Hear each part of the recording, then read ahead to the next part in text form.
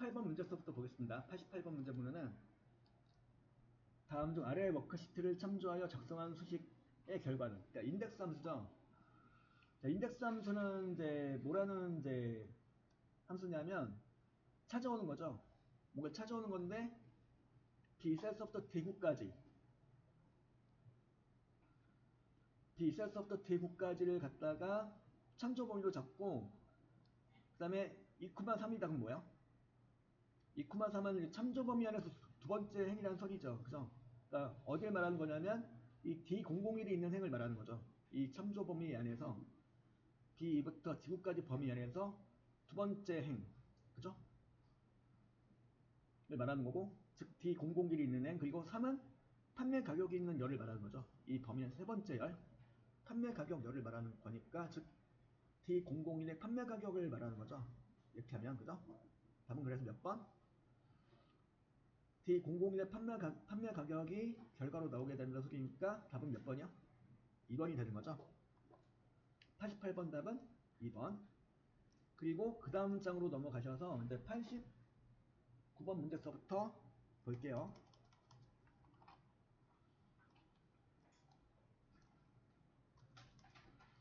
89번 문제는 A1 셀에 851010 123-567과 같이 주민등록번호가 입력되어 있을 때 이 셀의 값을 이용하여 B1 셀의 성별을 남 또는 여로 표시하고자 한다. 다음 이를 위한 수식으로 옳은 것은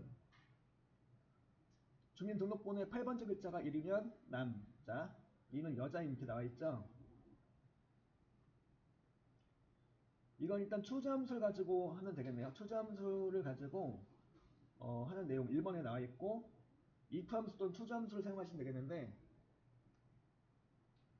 자, A1 셀에 있는 글자로부터 8번째 문자죠. 하이픈 포함해서 8번째 문자에서 한 글자를 추출한 결과가 1 또는 2가 나오겠죠. 1 또는 2가 나오면 1이 넘으면 남자, 2가 넘으면 여자로 하겠다.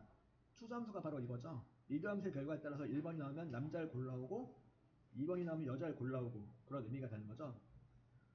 그래서 80번 답은 그래서 1번이 되는 거고요. 나머지 이제 2번, 3번 엉터리죠. 네, Hlookup 함수는 Vlookup 비슷한데 이렇게 하시면 안 되는 거죠. 인덱스도 마찬가지 이렇게 하면 역시 안 되고 2번, 3번은 엉터리고 4번도 엉터리예요. 라이트 함수는 이제 오른쪽 끝에서부터 8글자를 8글자를 따오겠다는 소리다 이렇게 하면, 자, 라이트 함수가 아니고 미드 함수를 사용해야 되는 거죠. 이렇게 할 것 같으면 미드 함수를 사용해야 되는 거죠. 라이트 함수 자리에 이 미드 함수 요 내용이 그대로 미드 함수의 내용이 들어가주면 되는 거죠. 미드 함수 해놓고 바로 A, A1, 8,1 해가지고 해주시면은 말이 되죠. 그게 만약에 1이라면 남자, 이런 여자, 이런 의미가 되는 거죠. 80번 답은 그래서 1번이 되는 거고요. 그 다음에 90번. 다음 중 아래 워크시트에서 박지성의 결수값을 찾기 위한 함수식은, 박지성에 대한 결수값을 찾고 싶어 그러면은 여기선 Vlookup이 적당하겠죠. 요 참조 범위 A3부터 D5까지 참조 범위에서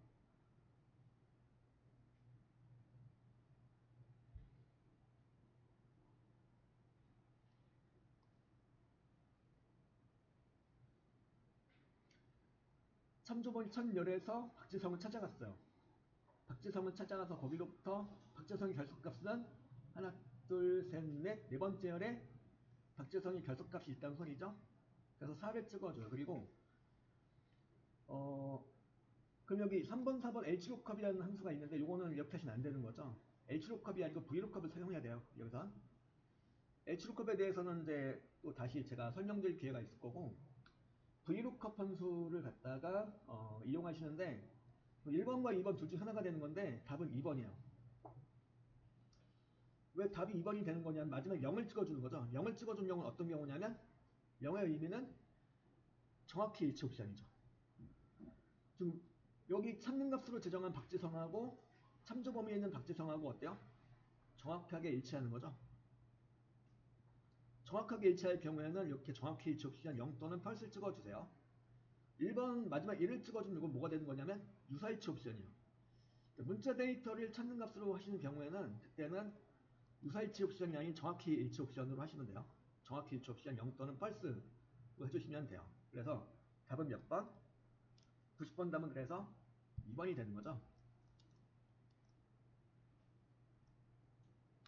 91번 문제에서부터 볼게요. 91번.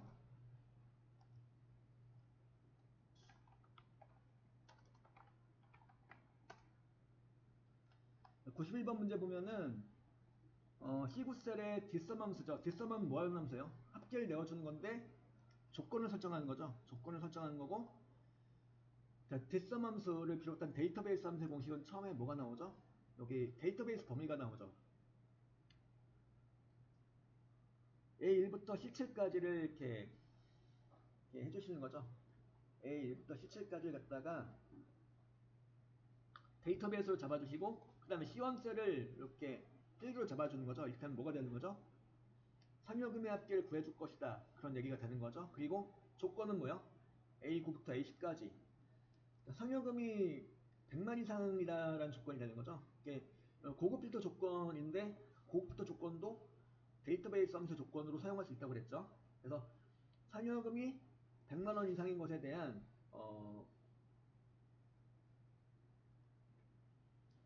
합계를 구하면 뭐가 나올까요? 250만이 나오겠죠. 답은 그럼 몇 번? 2번이 되는 거죠.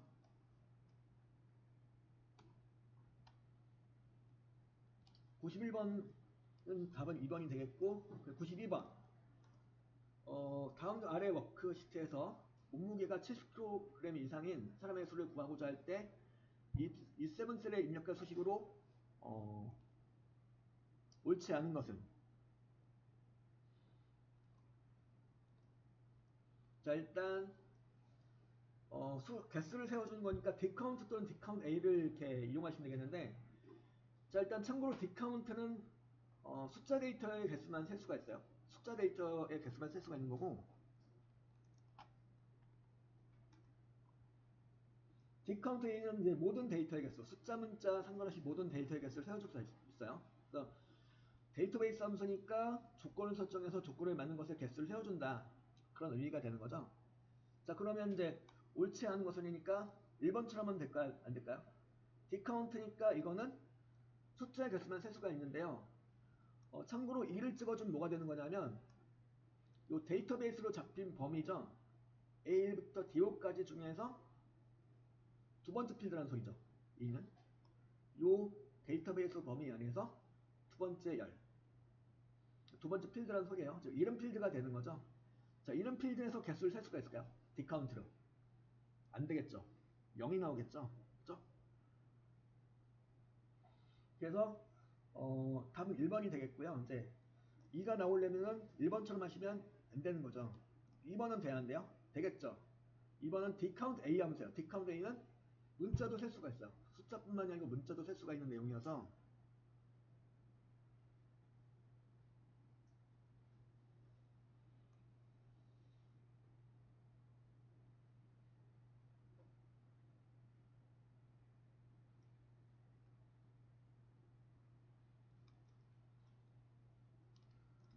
이번 맞는 내용이고, 디카운트로 하실 경우에는 그래서 2가 아니고 3으로 찍어주시면 되겠죠. 3.4로 찍어주시면 3에는 바로 3이라는 건 바로 여기서는 피어를 말하는 거겠죠.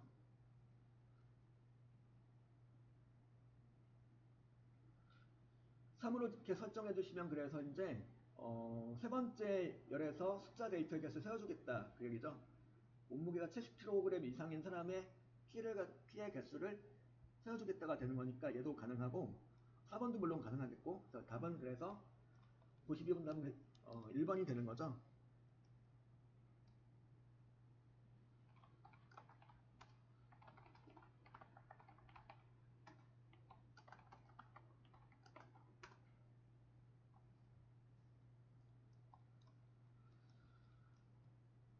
92번 답은 1번이 되겠고, 그 다음에 93번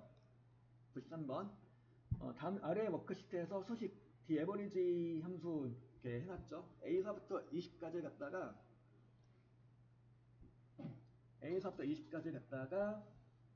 데이터베이스로 잡았고 그 다음에 수학량이라고 직접 써놨죠. 수학량, 수학량이라고 이름을 직접 써주셔도 돼요. 필드의 이름 있죠. 수학량의 그 평균을 구할 거다 그런 의미로 수학량 필드 제목을 직접 이렇게 입력해서 큰 따옴표를 묶어주셔도 괜찮아요. 이렇게 수학량 필드의 내용을 평균을 계산할 것이다 이런 얘기가 되는 거예요. 그러니까 숫자를 찍어도 되고 해당 데이터베이스 범위 안에서 숫자 얘네들처럼 2, 3 이런 식으로 해서 열 번호를 해주셔도 되고 이렇게 그 해당 열의 그 레이블의 이름을 갖다가 직접 이렇게 입력하셔도 되고 다 가능해요. 근데 보통은 이렇게 제목행을 갖다가 제목행을 참조해서 그 해당 필드 제목행을 참조해서 계산을 하게 되겠죠. 어쨌든 여기 A부터 C까지라 조건이 되는 거니까요. 조건이 어떻게 돼요? 나무는 배이고 높이가 10보다 크고 높이가 20보다 작다 라는 의미가 되는 거죠. 그러니까 나무가 배인 거 중에서 높이가 10보다 크고 20보다 작은 거 해당하는 거는 뭐가 있죠? 나무는 이제 세 가지가 배인 건 세 가지가 있는데 그 배인 거 중에서 높이가 10보다 크고 20보다 작은 거는 뭐가 되는 거죠? 이 높이가 되는 거죠. 높이가 18, 12가 되는 거예요. 이렇게. 이것도 해당되는 거예요. 그죠? 배인 거 하나 더 있긴 한데 이거는 지금 높이가 10보다 크다, 20보다 작다에 안 맞죠. 그래서 이거는 아웃. 그래서 이 두 가지가 되겠는데 두 가지의 무엇의 평균을 구하는 거죠? 두 가지 높이의 평균을 구하기가 십상인데 여기서는 분명히 높이의 평균이 아니고 무엇의 평균이요? 수학량의 평균이죠. 그래서 뭐가 나올까요? 14하고 10의 평균 뭐가 나오죠? 12가 나오는 거죠. 그죠? 그래서 93번 문제까지 보면은 여러분 데이터베이스 함수의 공식을 잘 알고 계시다면은 계산 과정을 잘 알고 계시다면은 이제 많이 해보셨다면은 충분히 풀 수 있는 문제들이 나오고 있죠. 그래서 여기 이제 93번 문제까지 풀어보신 거고요. 그 다음에 나오는 내용이 바로 이제 정렬에 관한 내용 나오죠. 정렬. 여기 이제 28쪽에 보면은 정렬에 관한 내용이 나오고 있어요. 정렬에 관한 내용도 많이 해보셨죠. 그래서 몇 가지만 더 추가해서 알려드리고 정렬에 관한 문제를 좀 풀어보면 될 것 같아요. 자, 일단 오름차순 정렬은 숫자일 경우 작은 값에서 큰 값으로 정렬되겠죠. 내림차순 그 반대가 역선이 되는 거겠죠. 그리고 영문 대소문자를 구분할 거냐 말 거냐 그걸 설정할 수가 있어요. 오름차순 정렬 시 소문자가 우선순위를 가져요. 그래서 오름차순 정렬 순서에는 숫자, 비호문자, 영문 소문자, 영문 대문자, 한글 빈셀 순으로 정렬돼요. 단 대소문자를 구분하도록 설정했을 때 네임차순 정렬은 그 역순이 되는 건데요. 거꾸로 되는 건데 단 빈셀은 어떤 경우든 가장 마지막으로 밀려. 오름차순 정렬에도 마지막으로 밀리고 내림차순 정렬에도 가장 마지막으로 밀려. 빈셀은. 그리고 정렬 전에 숨겨진 행림 열입 표시를 한다라고 나와 있는데 숨겨진 열이나 행은 정렬 시 이동되지 않음. 그러니까 만약에 숨겨진 열 또는 행이 있다면은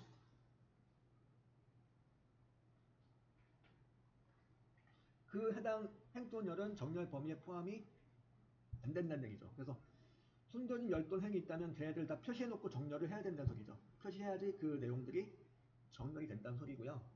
그리고 최대 몇 개? 64개 열을 기준으로 정렬할 수가 있더라는 거죠. 이거 전에 이제 정렬 기준 추가할 때 배워드린 내용이었죠. 최대 64차까지 64개 열을 기준으로 정렬할 수 있더라 라고 이렇게 설명드린 적 있죠. 문제를 이제 94번 문제서부터 풀어보면은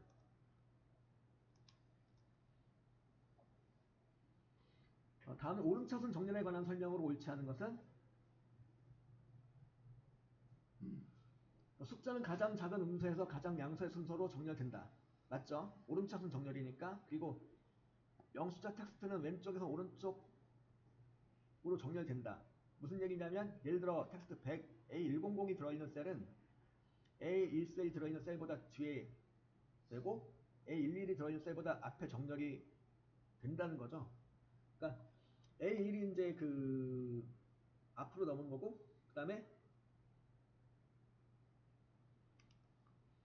제가 여기다 그래서 요 내용 A100하고 직접 입력해 볼게요. A100하고 A1하고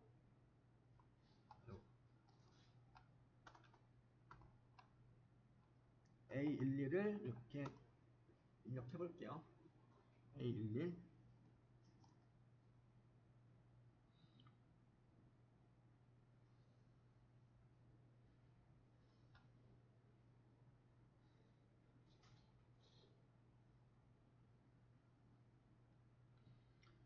요 데이터가 있다 그러면 얘를 갖다가 한번 오름차순으로 정렬해 볼게요. 이제 데이터 탭에 정렬 들어가서 오름차순 정렬했다 그럼 이렇게 정렬된다는 소리죠. A14이 제일 위로 올라오고 A11이 가장 마지막으로 오고 A100이 딱 가운데 들어가요. 이 선으로 정렬된다는 거죠. A1이 제일 우선시가 되는 거고 그 다음 A10, 그 다음 A11. 그러니까 A1, A10, A11 순으로 정렬된다는 거예요. 그래서 답은 2번도 그래서 맞는 내용이죠. 3번은 논리값은 true보다 false가 앞에 정렬돼요. 왜냐하면 논리값 true와 false는 각각 1과 0으로 환산이 돼요. 1과 0으로. 1과 0이니까 0이 앞에 나와줘야 되는 오름차순 정렬했을 때문에 0이 앞으로 나오는 거죠. false가 앞에 나와요. 그 오름값의 순서는 모두 같은 거고 그 다음에 공백은 항상 앞에 정렬돼요? 아니죠. 공백인 빈셀인 경우에 항상 어디에 정렬되냐면 오름차순이든 내림차순 가장 마지막으로 정렬되는 거예요. 그죠? 94번 답은 그래서 4번이 되는 거죠. 94번 문제였고요. 그 다음에 95번 문제였고요. 95번은 다음 중 정렬에 관한 설명으로 옳지 않은 것은 특정 글꼴색이 적용된 셀을 포함한 행이 위에 표시되도록 정렬할 수 있죠. 그죠? 해보셨죠? 그 빨간색 글꼴색이 있는 애가 위에 올라오게 혹은 아래로 내려가게 할 수가 있었죠. 그리고 사용자 지정 목록을 사용하여 내가 정의한 순서대로 정렬할 수가 있었죠. 그리고 최대 몇 개까지? 64개까지 열을 기준으로 정렬할 수 있죠. 그죠? 그리고 4번 보면은 위쪽에서 아래쪽을 정렬 시 숨겨진 행도 포함하여 정렬할 수 있다? 아니죠. 숨겨진 행은 어떤 경우는 정렬 범위에 포함되지 않아. 그래서 만약에 숨겨진 행 또는 열이 있다면 그거를 다 표시해 놓고 정렬을 해야지 그 친구들이 정렬 범위에 포함된다라는 거죠. 그래서 답은 그래서 몇 번? 4번이 되는 거죠. 그 다음에 96번. 96번을 보면 다음 중 정렬 기능에 대한 설명을 옳지 않은 것은 머리그래 값이 정렬 작업에 포함되거나 제외되도록 설정할 수 있다. 그쵸? 우리 보통 제목행에 있는 표를 가지고 정렬한다 그러면은 어떻게 될까요? 제가 하나를 문서랑 열어볼게요. 이 내용이 있다. 정렬 한번 해보셨죠? 이 데이터 가지고 정렬해보셨는데 정렬할 때 보면 어때요? 데이터 탭에 정렬 들어가 보면은 이렇게 메이드 탭 원료 표시가 설정이 되어 있죠. 이 말은 제목행 갖다가 이렇게 분리하겠다 이거죠. 정렬 범위에서. 그죠? 제목행이 있을 경우는 제목행을 갖다가 정렬 범위에 포함하지 않겠다. 그런 소리가 되는 거였죠. 1번 그래 맞는 내용이고 2번은요. 날짜가 입력된 필드의 정렬에서 네임차선 선택하면 이전 날짜에서 최근 날짜 순으로 정렬될까요? 자, 여기가 이제 판매일자가 이렇게 나와 있는데요. 이 날짜를 갖다가 제가 내림차 순으로 한번 정렬을 해볼게요. 그래서 이제 정렬 기준을 갖다가 판매일자로 놓고 내림차 순으로 한번 정렬해 보겠습니다. 내림차 순 정렬하니까 최근 날짜가 위에 올라오죠. 그 이전 날짜가 밑으로 내려가요. 그러니까 내림차 순 정렬하시게 되면은 최근 날짜부터 이전 날짜 순으로 정렬이 된다는 거죠. 그죠? 답은 2번이 틀렸네요. 그죠? 답은 2번이 되겠고 3번, 4번 다 맞는 내용이죠. 사용자 지정 목록을 사용하여 사용자가 정의한 순서대로 정렬할 수 있다. 맞고, 셀 범위나 PO열의 서식을 직접 또는 조건부 서식으로 설정한 경우 셀색 또는 글꼴색 기준으로 정렬할 수 있죠. 그러니까 조건부 서식이 아니고 다른 걸로 이렇게 셀색 또는 글꼴색을 한 경우에도 이제 요런 셀색이라든가 글꼴색을 기준으로 정렬할 수 있었죠. 직접 해보셨죠? 그래서 96번 답은 그래서 몇 번? 2번이 되는 거죠. 그래서 정렬 문제까지 풀어보신 내용이 되겠고, 잠시 필터, 자동 필터, 고급 필터 문제를 한번 풀어보도록 할게요.